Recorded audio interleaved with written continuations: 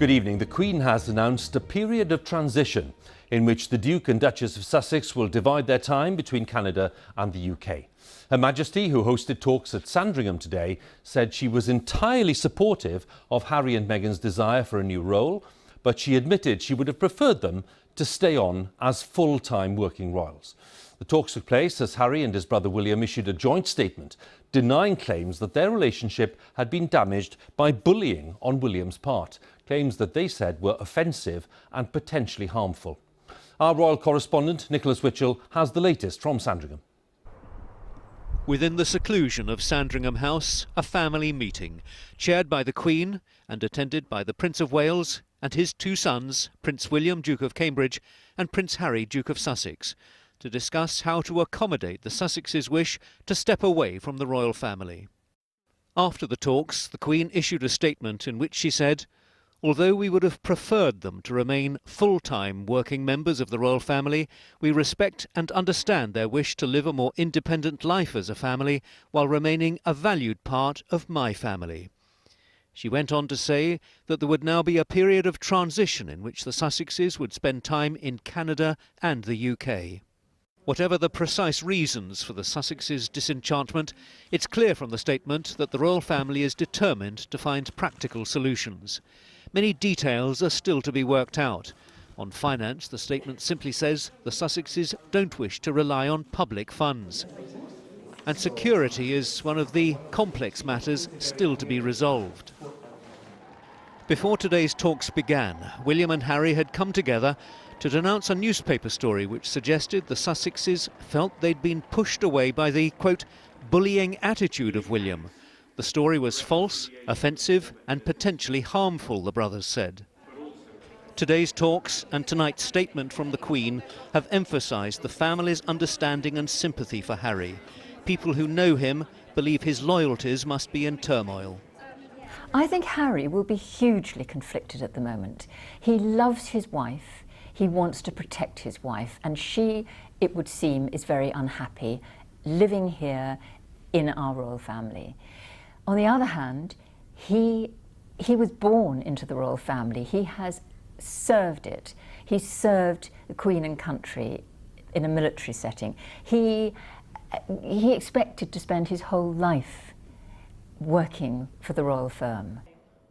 And while Harry may be conflicted, it appears Meghan feels wounded by criticism which in some cases she believes has been racially motivated. However, the Home Secretary believes this is mistaken. I'm not in that category at all where I believe there's racism at all. I think we live in a great country, a great society, full of opportunity where people of any background can get on in life. As the talks ended and members of the royal family left Sandringham tonight, it's clear that there is more work to be done. But the Queen says in her statement that she wants final decisions about the Sussexes to be reached in the coming days. Nicholas Witchell, BBC News, Sandringham. Well, after a rather difficult year for the royal family, a bumpy year in the Queen's own words, how significant is today's development and what does it tell us about the changing role of the monarchy in today's society? My colleague Rita Chakrabarti has this assessment. There are some flashing images coming up. How quickly things have changed since the first time they were seen together. In just the autumn of 2017, Harry's whirlwind courtship of Meghan Markle fascinated and beguiled the British public. But that's all now gone, replaced by talk of a royal crisis, of family schisms and even of a threat to the monarchy. And the throne passes to King Edward VIII's younger brother and his wife. The royal family has faced major threats before. The last century alone brought the abdication of the king, Edward VIII. Then, 60 years later, Harry's mother Diana died in a car crash, her sons made to walk behind her coffin. Last year, Prince Andrew stepped down from his royal duties after a BBC interview about his links with a convicted paedophile. All moments which tested the monarchy's resilience. But Harry and Meghan's decision to step back as senior royals is, in this era, unprecedented. I think that this is a huge moment for the royal family, and royal historians in the future will look back and see this as the beginning of the change for the firm. This, to me, is the royal family being brought in line with the European royalties. The majority of European royal families, siblings of the king to-be, what they do is they are usually ordinary to a degree people. They have careers. I think that's the model we're moving towards. Why has this happened? Despite smiles for the cameras, reports suggest frustration on Harry's part at the constraints of his position.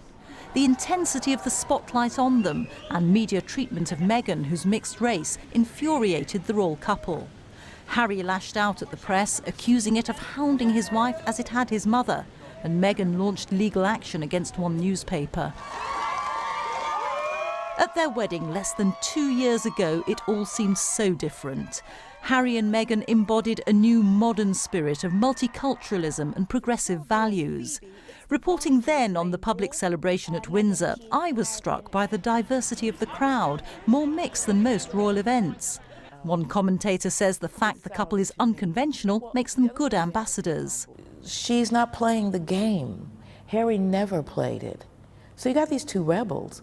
And I mean, what beautiful signal, more beautiful signal could you send out to the world that this is a modern nation, that you've got these two royals who are doing something else. They're not harming anybody. What that something will be is still unclear. Harry was caught on microphone last year, recommending Meghan to a Disney executive for voiceovers. Was he being serious? Who knows? But the royal family will slowly have to adapt to the Sussex's new hybrid life. Rita Chakrabarti, BBC News. Well, let's return to Sandringham and our royal correspondent, Nicholas Witchell. Nick, in that statement by Her Majesty, she's calling for decisions to be taken very soon. Now, what is your understanding of the kind of timescale here? I think some of these details are going to take a bit of time, Hugh, to work through, but the Queen clearly has said that she wants decisions within a matter of days. Now, the discussions during the day, among other things, I think, sought to dispel any notion that there isn't a major place for the Sussexes in the royal family going forward if they choose to take it. The Queen said in her statement the discussions were very constructive. Her statement sought to convey a real empathy, I think, on her part and the rest of the family for the Sussexes, for Harry in particular, for the situation in which they find themselves. As the Queen said, we would have preferred them to remain full-time members of the royal family, but she said we respect and understand their wish. We are entirely supportive of their wish to create a new life. They remain a valued part of my family. Now, on some of the details, there is a shortage of detail at this moment on things like funding, on the division of work between public and private work, on the rules of the game for private fund fee earning, and on security. But we now enter this transition period, a cooling off period almost, for both sides to see what will work best as they feel their way towards